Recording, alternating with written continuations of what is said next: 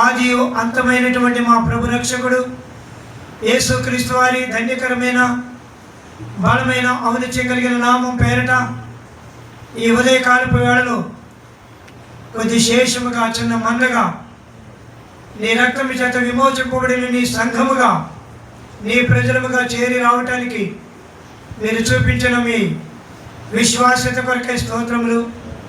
ప్రభా, కీర్తించుట కొరకై మా నోటిని మీరు తెరిచినారు, మా హృదయాలను మీరు ఆస్వాదించినారు, అందులో ఉన్నటువంటి జీవాఫలాన్ని మేము రుచించడానికి మాకు కృపనిచ్చినారు.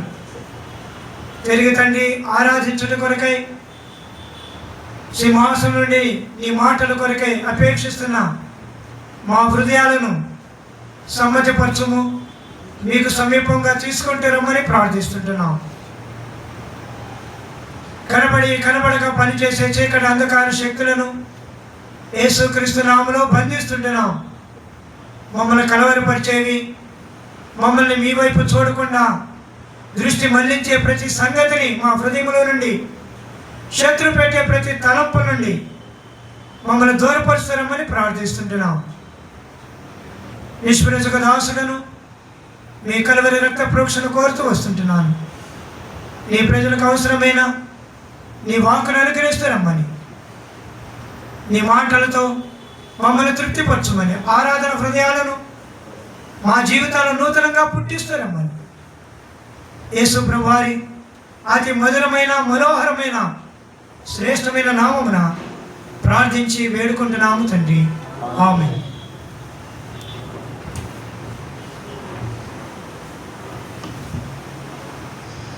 మన ప్రియ ప్రభును ఆరాధించడం కొరకై ప్రకటన గ్రంథ పుస్తకం 22వ అధ్యాయము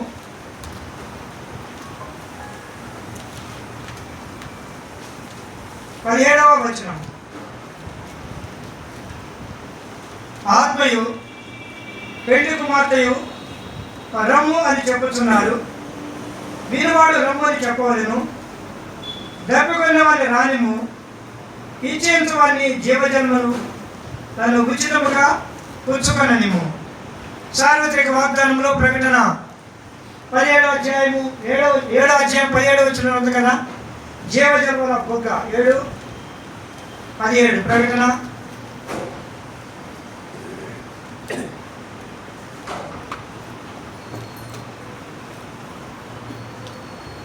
ఏదైనా సింహాసనం మధ్య నుండి గొర్రె పిల్ల వారికి కాపరి జీవజన్మల బొగ్గ ఎద్దుకు వారిని నడిపించును. దేవుడే వారి కన్ను నుండి ప్రతి బాష్ప బిందువును తుడిచివేయను. ఈ జీవజన్మల బొగ్గ దగ్గరకు ఎవరిని రమ్మన్నాడంటే దెబ్బకొనే వారిని, లేకపోతే వినేవాడిని, లేకపోతే ఆత్మ సంబంధమైనటువంటి జీవం కలిగిన వారిని, ఆత్మ సంబంధమైన పెళ్లి కుమార్తెగా సిద్ధపరచబడిన. అందుకని ఆత్మయు పెళ్లి కుమార్తెయు విలువాడును దెబ్బకొన్నవాడు వీళ్ళందరూ కూడా జీవజన్మల బొగ్గ దగ్గరకు రావాలి. ఆరాధించుటంటే ఓ నీళ్లు త్రాగటమే, ఆనందించటమే, దెబ్బగా తీర్చుకోవటమే. దీని కొరకై దేవుడు పిలుస్తూ ఉన్నాడు. మనం ఎరుగుదము, ఆయన మనల్ని మొట్టమొదటిగా రక్షణ కొరకు పిలిచాడు కదా. మత్తయి సువార్త 11వ అధ్యాయము 28వ వచనంలో అంటాడు, ప్రయాసపడి భారం వహించున్న సమస్తమైన వారులారా నా యొద్దకు రండి, నేను మీకు విశ్రాంతిని ఇచ్చేది. అంటే నెమ్మదిస్తా, దెబ్బకి తీరుస్తా, ఆరాధనతో మీ హృదయాన్ని నింపుతా. సో ఇప్పుడు ఈ రక్షణ దేవాది దేవుడు అనాదికాల సంకల్పంలో సంకల్పించింది, ఉద్దేశించినది.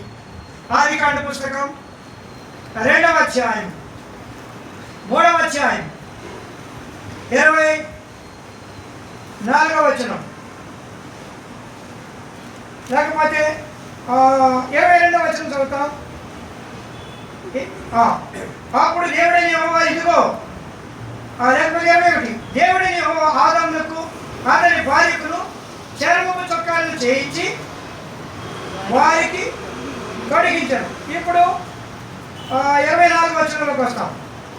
అప్పుడు ఆయన ఆదామును వెళ్ళగొట్టి ఎడగొట్టి ఏదైనా తోటకు తూర్పు దిక్కుల కెరూబులను జీవవృక్షములకు మార్గమును కాచుటకు ఇటు అడుగు తెలుస్తున్న ఖడ్గజాలను నిలబెట్టెను. 21వ వచనంలో వారికి చర్మపు చొక్కాలు తొలగించాడు. 24వ వచనంలో 23వ వచనంలో ఎడగొట్టి చేసి ఒక ఖడ్గజాలను పెట్టాడు జీవవృక్షములకు ద్వారములో. ఈ జీవవృక్షము మరలా 22వ అధ్యాయంలోనే కనపడుతుంది. కాబట్టి జీవవృక్షములకు పోవారు హక్కు గలవారే తమ వస్త్రములు ఉతుక్కొని వస్తారంట. కాబట్టి జీవవృక్షం ఇక్కడ ఆదికాండం 3వ అధ్యాయంలో పోయింది, ప్రకటన గ్రంథం 22వ అధ్యాయంలో వచ్చింది. ఆదికాండము సృష్టి ఆరంభాన్ని చూపిస్తూ ఉంటే ప్రకటన గ్రంథం సృష్టి ముగింపులు కనబడతా ఉంది. అక్కడ సూర్యుడు చంద్రుడు నక్షత్రాలన్నీ కూడా సృష్టిని దేవుడు నిర్మించినట్టుగా చూస్తాం. ప్రకటన గ్రంథంలో సూర్యుడు ఎక్కర్లేదు, చంద్రుడు ఎక్కర్లేదు, గొర్రెపిల్ల దానికి దీపకాంతి రాయబడుతుంది.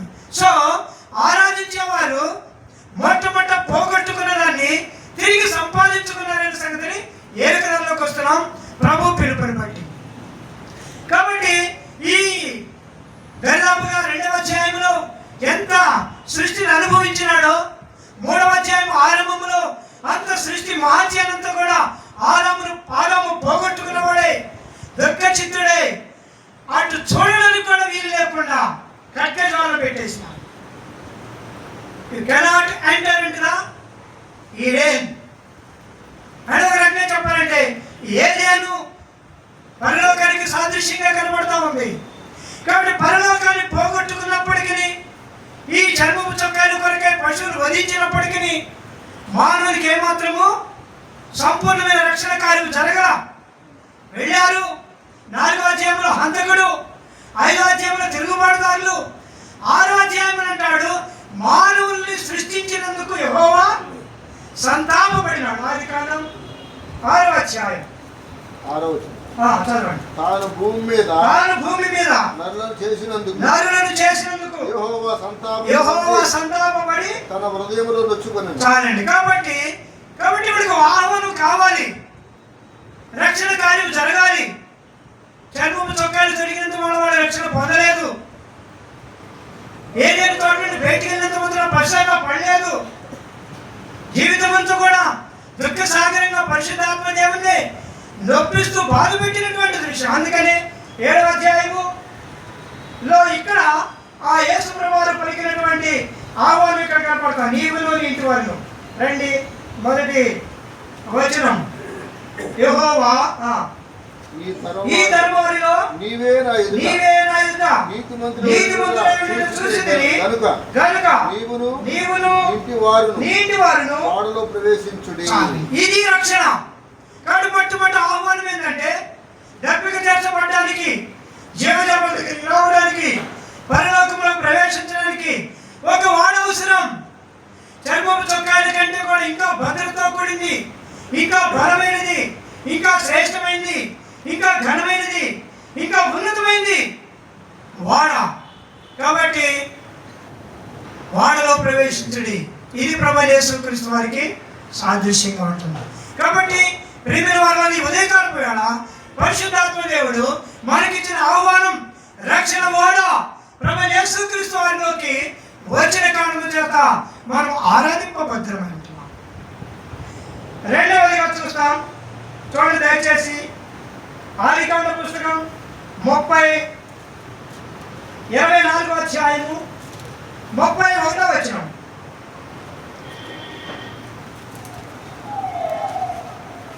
ఆదికాండ పుస్తకం 24వ అధ్యాయము 31వ వచనం చదవండి. లాబాను యెహోవా వలన ఆశీర్వదింపబడిన వాడా లోపలికి రమ్ము, బయట నిలువనేలా.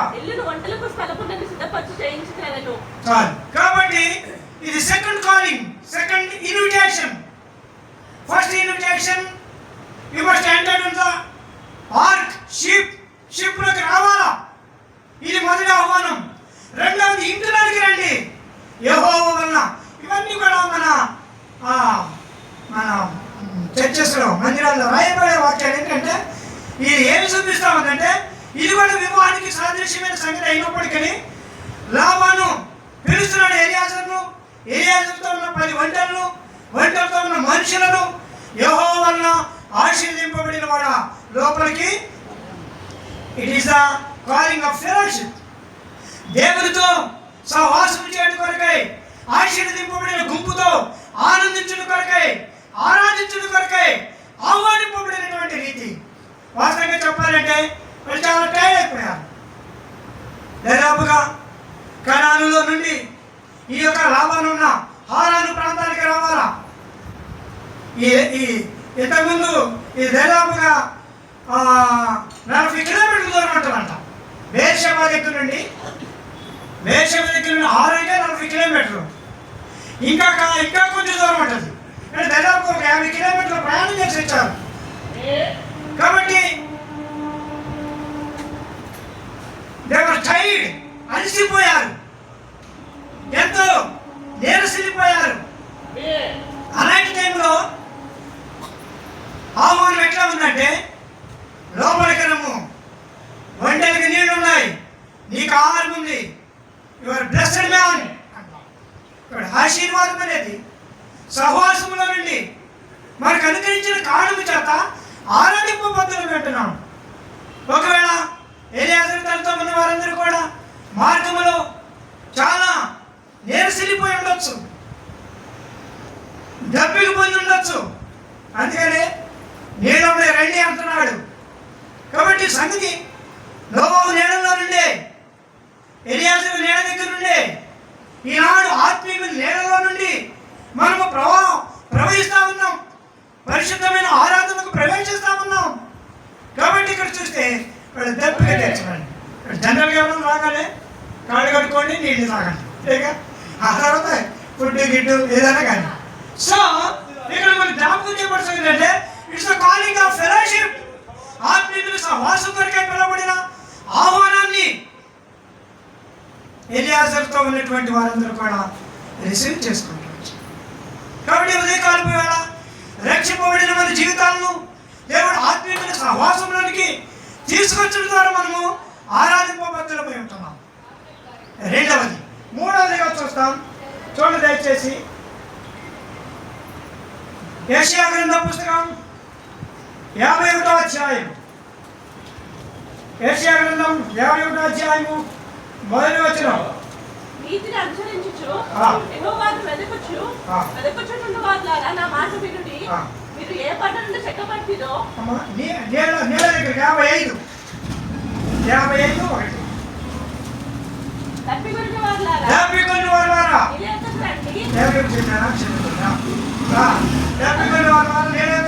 రూకలు లేని వారులారా మీరు వచ్చి కొని భోజనం చేయండి. రండి రూకలు లేకపోయినను ఏమీ ద్రాక్షరసమును పాలమును కొనుడి. కాబట్టి రోగం లేకపోయినా పర్వాలేదు, మీరు తప్పికొన్నారు. ఇది నాకు తెలుసు. It's the invitation of promises. వాగ్దానాల కొరకైనా ఆహ్వానాన్ని. మీకు అన్ని కావాలి. ఇప్పుడు నీళ్ళు తాగేవాడు కావలసినవి తాగుతారా? ఒక్క పొట్టుగా తాగుతారు. అందుకని మనం పాడతాం గ్రంథ వాగ్దానం. ఓ ఎన్నైనా క్రీస్తు యేసునందు అవును అన్నట్లుగా ఉంది అంటాడు పేతురు. ఎన్నైనా సరే ఆమె అన్నట్లుగా ఉన్నా. కాబట్టి దప్పికున్న వల్ల రండి, త్రాగండి, తినండి, సంతోషించండి, ఆనందించండి. ఆహారమును ద్రాక్షరసమును పాలమును త్రాగండి, ఏమి లేకపోయినా పర్వాలా. అందుకని వాచ్ లైట్ సర్వీస్కి అన్ని కూడా వచ్చి వాగ్దానాలు తీసుకొని వెళ్ళిపోతూ ఉంటారు. అంటే ఏ రోగం లేకపోయినా, ఆత్మీయులు లేకపోయినా పర్వాలా, దేవుడేదో మాట్లాడతాడని తప్పన. కాబట్టి రక్షింపబడిన ఆ విధానంలో పరిశుద్ధాత్మ దేవుడు మనల్ని రక్షణ వాడలోకి తీసుకొచ్చి ఆరాధికులుగా చేస్తున్నాము. రెండవదిగా లాభాన్నింటిలోకి ఎలియాజరుతో ఉన్న వారందరూ ప్రవేశించినట్లుగా ఆత్మీయుల సహవాసంలోనికి మనం తీసుకొచ్చి, వాస్తవంగా అందరి పేర్లు అడగాలంటే లాభానికి చాలా టైం పట్టింది. నీ పేరేంటి మర్చిపోవడం, ఈ గొడవ ఎందుకు, వీఆర్ వన్ ఫ్యామిలీ అనుకుని అడిగితే సార్వత్రిక సంఘం సహవాసములో ఆరాధించే ధన్యత. మూడవ నెమ్మదిగా వాగ్దానములతో కూడినటువంటి ఆహ్వానం ఇది. ఎన్ని వాగ్దానాలు ఇచ్చినా ప్రభుకు మాత్రం విసురాదు. నేను ఇట్లా అంట, మనమైతే 2 ప్రామిస్ చేసేసి 3 చేయాలంటే ఆలోచిస్తామంటే, అమ్మో ఇది చేయగలమా, ఇది చేస్తామా, ఇది నెరవేరుస్తామా, వద్దే ఈసారి కాకి తర్వాత ఎప్పుడన్నా వాగ్దానం. ప్రభు అంటున్నాడు, రండి త్రాగండి దెబ్బకి దించుకోండి, ఈ జీవజలంలో వాగ్దానాల్లో మీరు ఆరాధన. స్నేహితుల సహోదరి ఉదయ కాలంలో ఎవరిస్తారు ఈ వాగ్దానాలు? నేను మోషేకు తోడుగా ఉన్నాను, దావీదుకు శాశ్వతమైన కృపనిచ్చాను కదా, పర్వతములు తొలగిపోయినాను, మెట్టలతో. ఇవన్నీ నువ్వు రాసుకుంటే నీ జీవితానికి చాలా అనుకుంటాను. ఏ ఒక్క వాగ్దానం నాకు సంబంధం లేని అని వాళ్ళు ఉన్నారండి. This promise not for me అని ఎవరైనా చెప్తున్నా ఒక్కరు చెప్తారా? It is belongs to me, it is for me, నా కోసమే ఇది. సో ఆరాధన అనేది వాగ్దానములతో కూడినది. ఎన్ని వాగ్దానాలు ఇప్పటివరకు దేవుడు చేస్తూ వచ్చాడు, ఇస్తూ వచ్చాడు, నెరవేరుస్తూ వచ్చాడు. ఆరాధింప బద్దలము కామాని. 4వది పరిశుద్ధ గ్రంథం బైబిల్లో మత్తయి సువార్త 22వ అధ్యాయం. మత్తయి సువార్త 22వ అధ్యాయం 4వ వచనం. కాగా అతడు ఇదిగో నా విందు సిద్ధపరిచి ఉన్నాను, ఎద్దులను క్రొవ్విన పశువులను వధింపబడినవి అంతయు సిద్ధముగా ఉన్నది, పెండ్లి విందుకు రండని పిలువబడిన వారితో చెప్పుడని వేరే దాసులను పంపాను. చాలండి. కాబట్టి ద ప్రిపరేషన్ ఆఫ్ ఫీస్ట్ అన్నమాట. ఆత్మీయమైన విందులో పెండ్లి విందు అనగానే యూదుల కాలం ప్రకారం ద్రాక్షారసం పెట్టాలి. ఇప్పుడు కూడా అదే కదా. ఇప్పుడు పెళ్లి చేసుకున్న బయటం రాగానే ముందు ద్రాక్షారసం పెట్టాలి, అనుభవం అవుతుంది.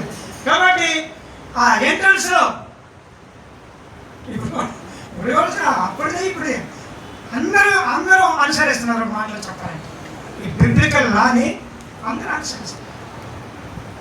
కాబట్టి ఇక్కడ అన్నాడు, పెండ్లి విందు సిద్ధముగా ఉన్నారండి. It's the feast of haven. ప్రభుని ఆరాధించడం అంటే పరలోకపు విందులో పాలు పంపులు కలిగి ఉండితే పెండ్లి విందు అనేది ఈ గొప్ప invitation. It's the feast of haven. ప్రజల తోడలు, ఎద్దులు, పశువులు, అంతయు సిద్ధముగా ఉన్నది. స్ట్రాంగ్ ఫుడ్ అన్నట్టు, మామూలుగా కాదు. ఇక్కడికి వచ్చి ఏదో తిన్నామో వద్దనే అనుమానించవద్దు అన్నట్లు. ఆరాధన అనేది it's the feast of haven, పరలోకపు సంబంధమైన విందు. అంతయు సిద్ధం ఉండండి అంటే ఎంట్రన్స్ నుండి మళ్ళీ తిరిగి వచ్చేంత వరకు, కిళ్ళి వరకు అన్నట్టు. కిళ్ళి ఐస్ క్రీమ్ తర్వాత కిళ్ళి ఐస్ క్రీమ్ తర్వాత. సో అప్పటి వరకు అన్నట్లు తిను, చక్కగా ఫ్రూట్స్ తిను, అన్నీ తిను. ఆత్మీయమైనటువంటి విందు.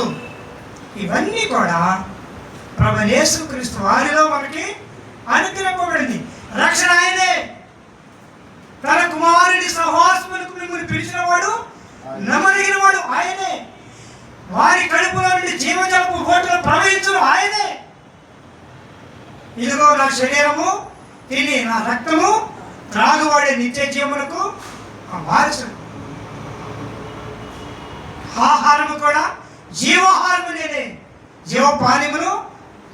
ఇవన్నీ కూడా యేసుక్రీస్తులో ఉండి నీ కొరక నా కొరక ఆయన వధింపబడ్డాడు. నీ కొరకై నా కొరకై కొరడా దెబ్బలు భరించాడు. నీ కొరకై నా కొరకై అమూల్యమైన రక్తముని శిలువలో చిందిస్తూ వచ్చాడు. రక్షించుట కొరకు, సహవాసమించుట కొరకు, ఆత్మీయమైనటువంటి సమృద్ధిని ఇవ్వడానికి, సంతోషం విధిని ఇవ్వడానికి, వాగ్దానాలు ఇవ్వడానికి ఆయన ఇష్టం